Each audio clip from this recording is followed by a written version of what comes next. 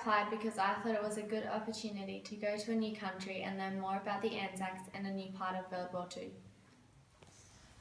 I applied to go to this trip to get a rough idea of what the prisoners of war had gone through during the construction of the Burma-Thailand Railway. I wanted to go to Thailand to learn more about the experiences of prisoners of war during World War II.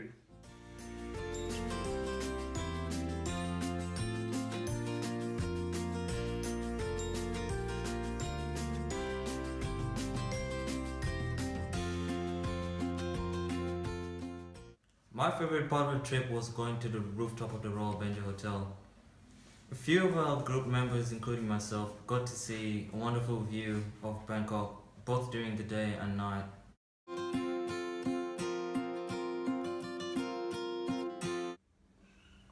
The first few days we spent in Bangkok was to get used to the heat and to learn a bit about the Thai culture. It was a great way to meet others on the tour. Some of the places we visited include the Royal Summer Palaces, a teak factory, palm sugar factory, and the floating market. We also had lunch on a river cruise, followed by a Thai cultural show. And did lots of shopping. The train ride was very hot, but amazing at the same time. The scenery was wonderful. When going over the Kwai River in the train, I honestly thought the bridge was going to collapse. The bridge didn't look like it could support its weight. I'd never been so nervous in my life. But I like to stretch my boundaries and take great opportunities such as the train ride.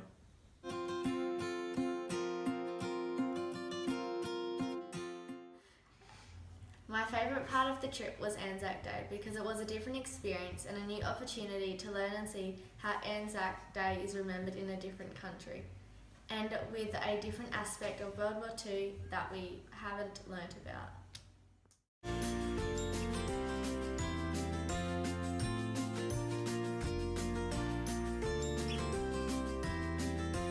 When we walked the Heritage Railway in the middle of the day when it was hot, made me feel quite emotional for what these men went through. They built this track with bare hands and little water. When we walked the railway, we walked it with plenty of water and with shoes on our feet. We were all exhausted by the end, and it felt like we were walking barefoot on rocks.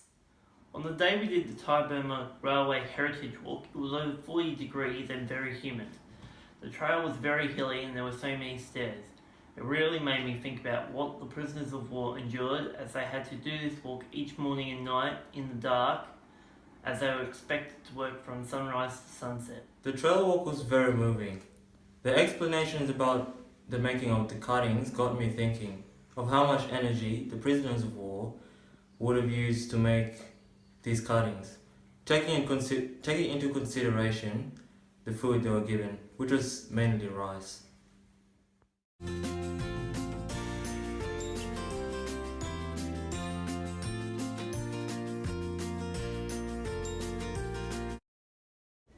My favourite part of the trip was ANZAC Day, especially the dawn service. I also really enjoyed visiting the Weary Dunlop Museum and Chalkett Gallery, as it gave me a deeper understanding of what the prisoners of war endured. My favourite place to stay on the tour was Home Toy.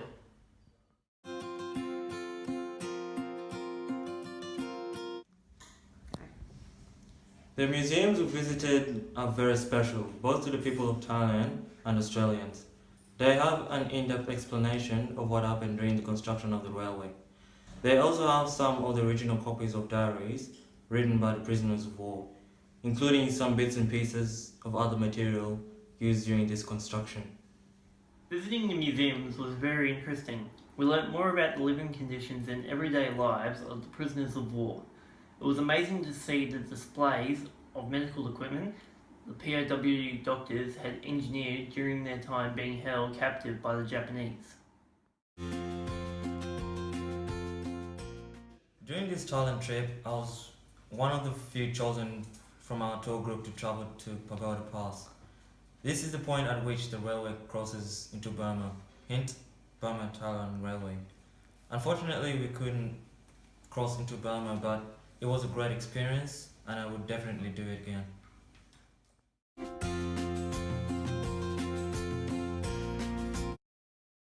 We were fortunate to meet two men who had been prisoners of war on the Thai-Burma Railway. We attended a meet and greet with 99-year-old Harold Martin in Geraldton at the viewing of his documentary A Long Way Back. Also on the tour with us was Neil McPherson. We spent a lot of time with Neil, giving us first-hand accounts of his time as a prisoner of war. My favourite memory of Neil was when myself and 3 others carried Neil up the stairs in his wheelchair at the Chief Museum.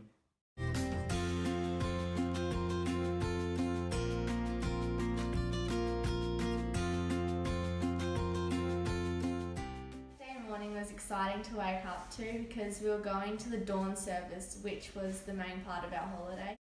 To get to the dawn service, we had to walk through HELLFIRE Pass, which was lit by traditional Thai torches. The main reason why we got up early on ANZAC Day for the dawn service is mainly because we needed to get seats as the place was going to be packed on the day.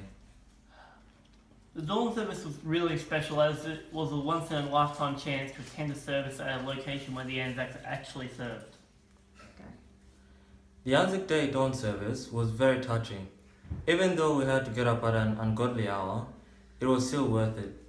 This opportunity of experiencing the dawn service firsthand helped to open our eyes to see what it was like to be a soldier during World War I and II. The main ANZAC Day service was held at Kanchanaburi War Cemetery. All the students laid wreaths on behalf of different countries, organisations and individuals. Laying the wreath was such an honour. I felt really proud to be laying a wreath on behalf of the Royal British Legion.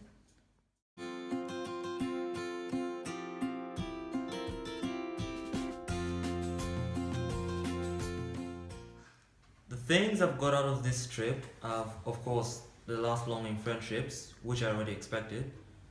But this trip has helped me build more confidence in myself and reach out to people that I usually don't. I had such an amazing time on this trip.